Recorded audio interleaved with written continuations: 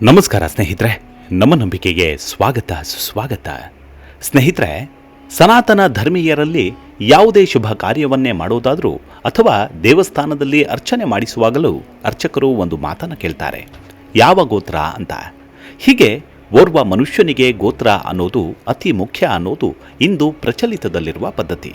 ಗೋತ್ರ ಎಂಬುದು ಹಿಂದೂ ಸಂಪ್ರದಾಯದಲ್ಲಿ ಒಂದು ಪ್ರಮುಖವಾದ ಸಾಂಸ್ಕೃತಿಕ ಮತ್ತು ಆಧ್ಯಾತ್ಮಿಕ ಗುರುತು. ಹಾಗಾದರೆ ಗೋತ್ರದ ಮಹತ್ವವನ್ನು ತಿಳಿಯುವುದಾದರೂ ಹೇಗೆ? ಗೋತ್ರದ ಕುರಿತಾದ ವಿಚಾರಗಳು ಹೇಳೋದೇನು? ವೇದಗಳ ಕಾಲದಲ್ಲಿ ಉಲ್ಲೇಖವಾಗಿರೋದೇನು? ಗೋತ್ರದಿಂದ ಮನುಷ್ಯನ ಮೂಲ ಅರಿಯಬಹುದಾ ಅನ್ನೋದನ್ನು ಈ ಸಂಚಿಕೆಯಲ್ಲಿ ಹೇಳ್ತಾ ಹೋಗ್ತೀನಿ. ಅದಕ್ಕೂ ಮುನ್ನ ನಮ್ಮ ನಂಬಿಕೆಗೆ ನಿಮ್ಮ ಬೆಂಬಲವಿರಲಿ. ಎಲ್ಲ ವಿಧದ ತ್ವಚೆಯ ಸಮಸ್ಯೆಗಳಿಗೆ ಧೀಮಹಿ ಪ್ರಾಡಕ್ಟ್ ರಾಮಬಾಣದಂತೆ ಕೆಲಸ ಮಾಡುತ್ತೆ. ಕೇವಲ 3 ದಿನದಲ್ಲೇ ವ್ಯತ್ಯಾಸ ನೋಡ್ತೀರಾ. ಯಾವುದೇ ಅಡ್ಡ ಪರಿಣಾಮಗಳಿಲ್ಲ.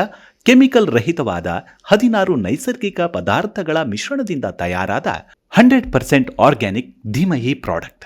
ಹೆಚ್ಚಿನ ಮಾಹಿತಿಗಾಗಿ ಕೆಳಕಂಡ ದೂರವಾಣಿಗೆ ಸಂಪರ್ಕಿಸಿ. ಸ್ನೇಹಿತರೆ, ಗೋತ್ರ ಎಂದರೆ ವ್ಯಕ್ತಿಯ ವಂಶ ಪರಂಪರೆ ಅಥವಾ ಮೂಲ ಋಷಿಗಳಿಂದ ಬಂದ ಕುಟುಂಬದ ವಂಶ. ಸಾಮಾನ್ಯವಾಗಿ ಗೋತ್ರವನ್ನ ಒಬ್ಬ ಋಷಿಯ ಹೆಸರಿನಿಂದ ಗುರುತಿಸಲಾಗುತ್ತೆ. ಅದರಲ್ಲೂ ಗೋತ್ರದ ಮಹತ್ವವನ್ನು ನೋಡೋದಾದರೆ ಒಟ್ಟು 4 ವಿಧಗಳು ದೊರಕ್ತವೆ.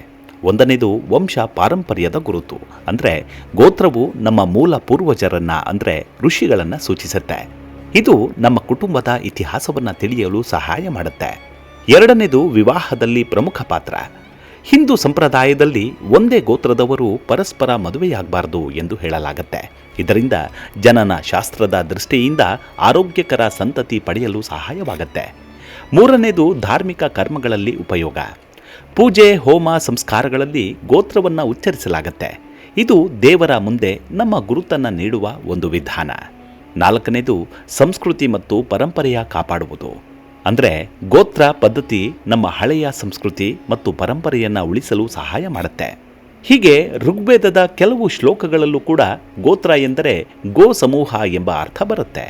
ಇನ್ನು ಕೆಲವು ಸಂದರ್ಭಗಳಲ್ಲಿ ಅದು ಗುಂಪು ಎಂಬರ್ಥದಲ್ಲಿ ಬಳಕೆಯಾಗಿದೆ. ಕಾಲಕ್ರಮೇಣ ಅದು ರಕ್ತ ಸಂಬಂಧವುಳ್ಳ ವ್ಯಕ್ತಿಗಳ ಸಮೂಹ ಎಂಬರ್ಥವನ್ನು ಪಡೆಯಿತು. ಒಂದೊಂದು ಕುಟುಂಬವು ತನ್ನ ಮೂಲ ಪುರುಷ ಒಬ್ಬ ಋಷಿ ಎಂದು ಹೇಳಿಕೊಳ್ಳುತ್ತೆ. ಅವನೇ ಆ ಕುಟುಂಬದ ಜನಕ. ಹೀಗೆ ಒಬ್ಬ ಪುರುಷನಿಂದ ಆರಂಭವಾಗಿ ಮುಂದೆ ನಿರಂತರವಾಗಿ ಬಂದ ಪುರುಷ ಸಂತಾನಕ್ಕೆ ಸಂಬಂಧಿಸಿದಂತಹ ಎಲ್ಲ ವ್ಯಕ್ತಿಗಳು ಒಂದು ಗೋತ್ರಕ್ಕೆ ಸೇರಿದವರು. ಇದೇ ಗೋತ್ರದ ಉಲ್ಲೇಖ. ಒಬ್ಬ ತಾನು ಜಮದಗ್ನಿ ಗೋತ್ರದವನು ಎಂದು ಹೇಳಿಕೊಂಡರೆ ಅವನ ಅಭಿಪ್ರಾಯವಿಷ್ಟೇ, ತನ್ನ ಹಿಂದಿನ ಪುರುಷ ಸಂತಾನಗಳ ಮೂಲ ಪುರುಷ ಜಮದಗ್ನಿ ಎಂಬ ಪ್ರಾಚೀನ ಋಷಿ. ಗೋತ್ರ ಪದ್ಧತಿ ತನ್ನ ಉಪಶಾಖೆಗಳೊಡನೆ ಬ್ರಾಹ್ಮಣಗಳ ಮತ್ತು ಪ್ರಾಚೀನ ಉಪನಿಷತ್ತುಗಳ ಕಾಲಕ್ಕೆ ರೂಢ ಮೂಲವಾಗಿತ್ತು. ಉದಾಹರಣೆಗೆ, ಬ್ರಾಹ್ಮಣಗಳಲ್ಲಿ ನಾವು ನೋಡುವಂತೆ ಅನೇಕ ವೈದಿಕ ಕುಟುಂಬಗಳು ತಮ್ಮ ನಿಜವಾಗಿರಬಹುದಾದ ಅಥವಾ ಕಾಲ್ಪನಿಕವಾಗಿರಬಹುದಾದ ಮೂಲ ಪುರುಷರಿಗನುಗುಣವಾಗಿ ಅನೇಕ ಗುಂಪುಗಳಾಗಿ ವ್ಯವಸ್ಥೆಗೊಂಡಿದ್ದವು. ಅಂತೆಯೇ ತಾವು ಸೇರಿದ ಆಯಾ ಗುಂಪಿಗೆ ಅನುಗುಣವಾದ ಪೂಜಾ ವಿಧಾನಗಳನ್ನು ಅನುಸರಿಸುತ್ತಿದ್ದರು. ಉಪನಿಷತ್ತುಗಳಲ್ಲಿ ಋಷಿಗಳ ಆತ್ಮವಿದ್ಯೆಯನ್ನು ಉಪದೇಶಿಸಿದಾಗ ತಮ್ಮ ಶಿಷ್ಯರನ್ನ ಅವರವರ ಗೋತ್ರದ ಹೆಸರುಗಳ ಮೂಲಕ ಸಂಬೋಧಿಸುತ್ತಿದ್ದರು. ಆರಂಭದಲ್ಲಿ 8 ಜನ ಮೂಲ ಪುರುಷರಿದ್ದರೆಂದು ಅವರಿಗೆ ಸಂಬಂಧಿಸಿದ 8 ಗೋತ್ರಗಳು ಮಾತ್ರ ಇದ್ದುವೆಂದು ಹೇಳಲಾಗುತ್ತೆ. ಈ 8 ಜನ ಮೂಲ ಪುರುಷರು ಕುಲವೃದ್ಧರಾದ ಋಷಿಗಳಾದ್ದರಿಂದ ಇವರು ಬ್ರಹ್ಮನ 8 ಜನ ಪುತ್ರರೆಂದು ಸಂಪ್ರದಾಯ ಹೇಳುತ್ತೆ. ಅವರೇ ಕಶ್ಯಪ, ವಸಿಷ್ಠ, ಅಗಸ್ತ್ಯ, ಭೃಗು, ಗೌತಮ, ಭಾರದ್ವಾಜ, ಅತ್ರಿ ಮತ್ತು ವಿಶ್ವಾಮಿತ್ರ ಎಂಬ 8 ಗೋತ್ರಗಳನ್ನು ಸ್ಥಾಪಿಸ್ತಾರೆ. ಇದೇ ಪ್ರಾತಿನಿಧಿಕವಾದ ಬ್ರಾಹ್ಮಣ ಗೋತ್ರಗಳು. ಕ್ಷತ್ರಿಯರಿಂದ ಸ್ಥಾಪಿತವಾದ ಇನ್ನೂ 10 ಗೋತ್ರಗಳಿವೆ. ಕಾಲ ಕಳೆದಂತೆ ಈ ಮೂಲ ಪುರುಷರಾದ ಋಷಿಗಳ ಸಂತತಿಯವರು 100 ಗೋತ್ರಗಳನ್ನು ಸ್ಥಾಪಿಸ್ತಾರೆ. ಅನೇಕ ಕುಟುಂಬಗಳು ಇವುಗಳ ಹೆಸರುಗಳನ್ನು ಅನುಸರಿಸುತ್ತವೆ. ಬೇರೆ ಜಾತಿಗಳಲ್ಲೂ ಬ್ರಾಹ್ಮಣ ಗೋತ್ರಗಳನ್ನು ಕಾಣಬಹುದು. ಬ್ರಾಹ್ಮಣರಲ್ಲಿ ಗೋತ್ರವು ಸಂತತಿಯ ಮೂಲ ಪುರುಷನನ್ನು ಸೂಚಿಸಿದರೆ, ಬೇರೆ ಜಾತಿಗಳಲ್ಲಿ ಅದು ಅವರ ಸಂತತಿಯ ಒಬ್ಬ ವ್ಯಕ್ತಿಗೆ ಕುಲ ಪುರೋಹಿತನಾಗಿದ್ದ ಋಷಿಯನ್ನು ಸೂಚಿಸುತ್ತೆ. ವೀರಶೈವರಲ್ಲಿ ಗೋತ್ರದ ಬಳಕೆ ಕಂಡುಬರುತ್ತೆ. ಅವರು ತಾವು ಪ್ರಾಚೀನ ಪುರುಷರೆನಿಸಿದ ಪಂಚಾಚಾರ್ಯ ವಂಶಜರೆಂದು ಹೇಳಿಕೊಳ್ತಾರೆ. ಪಂಚಾಚಾರ್ಯರೇ ವೀರಶೈವ ಮತದ ಮೂಲ ಸ್ಥಾಪಕರು. ಮತ್ತೆ ವೀರಶೈವರಲ್ಲಿ ಗುರು ಅಥವಾ ಜಂಗಮ ಮತ್ತು ಭಕ್ತ ಎಂಬ ಬಗೆಗಳಿವೆ. ಈ 2 ಬಗೆಗಳಿಗೆ ಗೋತ್ರ ಸೂತ್ರಗಳು ಸಮಾನವಾದರೂ ಪರಸ್ಪರ ಕೊಟ್ಟು ತರುವುದು ವಿಶೇಷ ಬಳಕೆಯಲ್ಲಿಲ್ಲ. ಈಗೀಗ ಗುಂಪುಗಳಲ್ಲಿಯೂ ಸಂಪ್ರದಾಯ ಶರಣರು ಕಡಿಮೆಯಾಗ್ತಿದ್ದಾರೆ. ಒಕ್ಕಲಿಗರಲ್ಲಿ ಗೋತ್ರ ಪ್ರವರಗಳ ಹೆಸರು ಕೇಳಿಬರುವುದಿಲ್ಲ. ಅವರಲ್ಲಿ ಹೆಣ್ಣು ಕೊಡುವ ವಿಚಾರದಲ್ಲಿ ಒಕ್ಕಲು ಮತ್ತು ಕುಲ ಎಂಬ ಪದಗಳು ರೂಢಿಯಲ್ಲಿದೆ. ಒಂದೇ ಒಕ್ಕಲಿನವರು ಅಂದರೆ ಉದಾಹರಣೆಗೆ ತ್ರಿಪುರ ಸುಂದರಿ ಒಕ್ಕಲಿನವರು ತಮ್ಮಲ್ಲಿಯೇ ವಿವಾಹ ಸಂಪರ್ಕ ಏರ್ಪಡಿಸಿಕೊಳ್ಳುವುದಿಲ್ಲ. ಕಾರಣ ಅವರೆಲ್ಲರೂ ಸೋದರರೇ ಆಗ್ತಾರೆ. ಗೋತ್ರಕ್ಕೆ ಅನೇಕ ಮೂಲಭೂತ ವಿಷಯಗಳಲ್ಲಿ ಅಪಾರ ಪ್ರಾಮುಖ್ಯತೆ ಇದೆ. ಗೋತ್ರ ಹಿಂದೂಗಳ ಅಸಂಖ್ಯಾತ ಆಚಾರ ವ್ಯವಹಾರಗಳಲ್ಲಿ ಪ್ರಮುಖ ಪಾತ್ರ ವಹಿಸಿದೆ. ಸಗೋತ್ರ ವಿವಾಹಗಳನ್ನು ಸಂಪೂರ್ಣ ನಿಷೇಧಿಸಲಾಗಿದೆ. ವಿವಾಹದ ಲಾಜ ಹೋಮದಲ್ಲಿ ಎಲ್ಲರೂ 2 ಆಹುತಿಗಳನ್ನು ಕೊಡಬೇಕು. ಜಾಮದಗ್ನಿಯರು ಮಾತ್ರ 3 ಆಹುತಿಗಳನ್ನು ಕೊಡ್ತಾರೆ. ಒಬ್ಬ ಹಿಂದುವಾದವನು ಪುತ್ರನಿಲ್ಲದೆ ಮಡಿದರೆ ಅವನ ಗೋತ್ರಕ್ಕೆ ಸೇರಿದವನು ಅವನ ಆಸ್ತಿಗೆ ವಾರಸುದಾರನಾಗಬಹುದು. ಶ್ರಾದ್ದಕ್ಕೆ ಆಹ್ವಾನಿತರಾಗಿ ಬಂದಿರುವವರು ಆಹ್ವಾನಿಸುವವರ ಗೋತ್ರಕ್ಕೆ ಸಾಧ್ಯವಾದಷ್ಟು ಮಟ್ಟಿಗೆ ಸೇರಿರಬಾರದು. ಸ್ವಲ್ಪ ಹಿಂದೆ ಮಡಿದ ವ್ಯಕ್ತಿಯ ಆತ್ಮಕ್ಕೆ ತರ್ಪಣ ಕೊಡುವಾಗ ಅವನ ಹೆಸರನ್ನು ಅವನ ಗೋತ್ರದ ಹೆಸರನ್ನು ಕೂಡಿಸಿ ಉಚ್ಚರಿಸಬೇಕು. ಪಾಕ ಯಜ್ಞಗಳಲ್ಲಿ ಎಲ್ಲರೂ ಆಹುತಿಯನ್ನ ಹವಿಸ್ಸಿನ ಮಧ್ಯದಲ್ಲಿ ಮತ್ತು ಮುಂಭಾಗದ ಅರ್ಧದಿಂದ ಕತ್ತರಿಸಬೇಕು. ಜಾಮದಗ್ನಿಯರು ಮಾತ್ರ ಮಧ್ಯಭಾಗದಿಂದ ಹಿಡಿದು ಮುಂಭಾಗ ಮತ್ತು ಹಿಂಭಾಗಗಳಲ್ಲಿ ಕತ್ತರಿಸಬೇಕು. ಚೌಲ ಕರ್ಮದಲ್ಲಿ ವಟುವಿನ ಕುಟುಂಬದ ಗೋತ್ರ ಮತ್ತು ಸಂಪ್ರದಾಯದ ಪ್ರಕಾರ ಅವನ ತಲೆಯ ಮೇಲೆ ಸ್ವಲ್ಪ ಕೂದಲನ್ನು ಉಳಿಸ್ತಾರೆ. ಪ್ರಾತಃ ಕಾಲ ಮತ್ತು ಸಂಧ್ಯಾಕಾಲದ ಪ್ರಾರ್ಥನೆಗಳಲ್ಲಿ ಪ್ರತಿಯೊಬ್ಬನೂ ತನ್ನ ಗೋತ್ರ ಪ್ರವರಗಳನ್ನು ಉಚ್ಚರಿಸಬೇಕು. ಗೋತ್ರಕ್ಕೆ ಬಹು ನಿಕಟವಾಗಿ ಹೆಣೆದುಕೊಂಡಿರುವ ಮತ್ತೊಂದು ತತ್ವವೇ ಪ್ರವರ. ಈ ಶಬ್ದ ಋಗ್ವೇದದಲ್ಲಿ ಬಳಕೆಯಾಗಿಲ್ಲ, ಆದರೆ ಅದಕ್ಕೆ ಸಮಾನಾರ್ಥಕವಾದ ಆಶ್ರಯ ಎಂಬುದು ಉಲ್ಲೇಖಿತವಾಗಿದೆ. ಪ್ರವರ ಎಂದರೆ ಪ್ರಾರ್ಥನೆ ಎಂದರ್ಥ.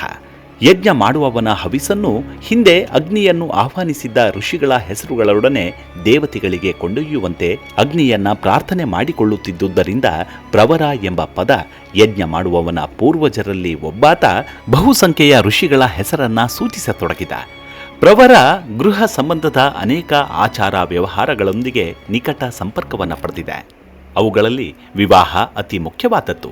ಹೆಣ್ಣಿನ ತಂದೆಯ ಪ್ರವರವೂ ಗಂಡಿನ ತಂದೆಯ ಪ್ರವರವೂ ಒಂದೇ ಆಗಿರಬಾರದು. ಉಪನಯನದ ಸಂದರ್ಭದಲ್ಲಿ ಕಟ್ಟುವ ಕಟಿಸೂತ್ರದಲ್ಲಿ ವಟುವಿನ ಪ್ರವರದಲ್ಲಿರುವ ಋಷಿಗಳ ಸಂಖ್ಯೆ 1, 3 ಅಥವಾ 5 ಎಳೆಗಳು ಇರಬೇಕು. ಚೌಲಿಯ ಸಮಯದಲ್ಲಿ ತಲೆಯ ಮೇಲೆ ಬಿಡುವ ಜುಟ್ಟು ಹುಡುಗನ ಕುಟುಂಬದ ಪ್ರವರಕ್ಕೆ ಸಂಬಂಧಿಸಿದ ಋಷಿಗಳ ಸಂಖ್ಯೆಯನ್ನು ಅನುಸರಿಸುತ್ತೆ. ವಿವಾಹದ ವಿಧಿ ನಿಷೇಧಗಳಿಗೆ ಸಂಬಂಧಿಸಿದಂತೆ ಗೋತ್ರ ಮತ್ತು ಪ್ರವರಗಳನ್ನು ಬಳಸ್ತಾರೆ. ಒಂದೇ ಜಾತಿಯಲ್ಲಿ ಸಗೋತ್ರರು ಸಪ್ರವರರು ಪರಸ್ಪರ ವಿವಾಹ ಮಾಡಿಕೊಳ್ಳುವಂತಿಲ್ಲ. ಒಬ್ಬ ಹುಡುಗಿ ಒಂದೇ ಗೋತ್ರದವಳಾಗಿದ್ದರೆ ಅವಳನ್ನು ಮದುವೆ ಮಾಡಿಕೊಳ್ಳುವಂತಿಲ್ಲ. ಒಬ್ಬಾತನಿಗೆ ತನ್ನ ಗೋತ್ರ ಪ್ರವರಗಳು ಗೊತ್ತಿರದಿದ್ರೆ ಆತ ತನ್ನ ಕುಲ ಪುರೋಹಿತನ ಗೋತ್ರಗಳನ್ನು ಅಂಗೀಕರಿಸಬೇಕಾಗತ್ತೆ. ತನ್ನ ಕುಲ ಪುರೋಹಿತನ ಗೋತ್ರವನ್ನು ಬಳಸುತ್ತಿದ್ದರೂ ಅವನು ಆತನ ಮಗಳೊಬ್ಬಳನ್ನು ಬಿಟ್ಟು ಅದೇ ಗೋತ್ರಕ್ಕೆ ಸೇರಿದ ಇತರ ಹುಡುಗಿಯರನ್ನ ಬೇಕಾದರೆ ಮದುವೆ ಮಾಡಿಕೊಳ್ಳಬಹುದು. ಹಿಂದೂ ವಿವಾಹ ಕಾಯ್ದೆ 1955ರ ಪ್ರಕಾರ ವಿವಾಹ ಸಂಪರ್ಕಗಳು ವಿವಿಧ ಜಾತಿ ಮತ್ತು ಒಂದೇ ಗೋತ್ರಗಳ ಮಧ್ಯೆ ಏರ್ಪಡಬಹುದು. ಅವು ಪ್ರಾಚೀನ ಸಂಪ್ರದಾಯದಂತೆ ನಡೆಯಬಹುದು, ನಡೆಯದಿರಬಹುದು. ಈ ದೃಷ್ಟಿಯಲ್ಲಿ ಗೋತ್ರ ಮತ್ತು ಪ್ರವರಗಳ ಪ್ರಾಮುಖ್ಯ ಇಂದು ತಗ್ಗುತ್ತಾ ಬರ್ತಿದೆ. ಯಾರು ಯಾರನ್ನ ಬೇಕಾದರೂ ಪ್ರೀತಿಸಿ ಮದುವೆಯಾಗಬಹುದು. ಅವರ ಅಪ್ಪ ಅಮ್ಮ ಕೂಡ ಒಂದೇ ಗೋತ್ರದವರಿರಬಹುದು. ಸಹಸ್ರಾರು ವರ್ಷಗಳ ಹಿಂದೆ ಸಾಮಾಜಿಕ ಸಂಪರ್ಕಗಳು ವ್ಯವಹಾರಗಳು ಅಷ್ಟು ಸುಲಭವಾಗಿರಲಿಲ್ಲ. ಹಾಗಾಗಿ ಸಗೋತ್ರ ಒಂದೇ ಪ್ರವರ ವಿವಾಹಗಳನ್ನು ನಿಷೇಧಿಸುವುದು ಸರಿಯೆನಿಸ್ತಿತ್ತು. ಆದರೆ ಇದರ ನಿಷೇಧ ಅನೇಕರಿಗೆ ಹಿಡಿಸದಿರಬಹುದು, ಅರ್ಥವಿಲ್ಲದೆನಿಸಿರಬಹುದು. ಆದರೆ ಇಂದು ಪ್ರೀತಿ, ಪ್ರೇಮ, ಹಣ, ಆಸ್ತಿಯ ನಡುವೆ ಈ ಗೋತ್ರಗಳಿಗೆ ಕೆಲಸವಿಲ್ಲ. ಹೆಣ್ಣು ಗಂಡಿನ ಸಂಗಮ ಅದು ಋಣಾನುಬಂಧ. ಹುಟ್ಟುವ ಮೊದಲೇ ಯಾರು ಯಾರಿಗೆ ಅನ್ನೋದು ನಿರ್ಧಾರವಾಗಿರುತ್ತೆ. ಅದನ್ನು ತಪ್ಪಿಸೋಕೆ ಯಾರಿಂದಲೂ ಸಾಧ್ಯವಿಲ್ಲ. ಆದರೆ ಈ ಗೋತ್ರಗಳು ಸಾಮಾಜಿಕ ಬದುಕಿನಲ್ಲಿ ಕುಟುಂಬಗಳ ನಡುವೆ ಹೊಂದಾಣಿಕೆ ಹಾಗೂ ಗುರುತಿಗಾಗಿ ಮನುಷ್ಯನೇ ಹೆಣೆದುಕೊಂಡ ಬಲೆ ಅಂದರೆ ತಪ್ಪಾಗಲಾರದು. ನಿಮಗೇನಾದರೂ ಗೋತ್ರಗಳ ಕುರಿತಾದ ಮಾಹಿತಿ ತಿಳಿದಿದ್ರೆ ಕಮೆಂಟ್ ಬಾಕ್ಸ್ನಲ್ಲಿ ತಿಳಿಸಿ. ಧನ್ಯವಾದ.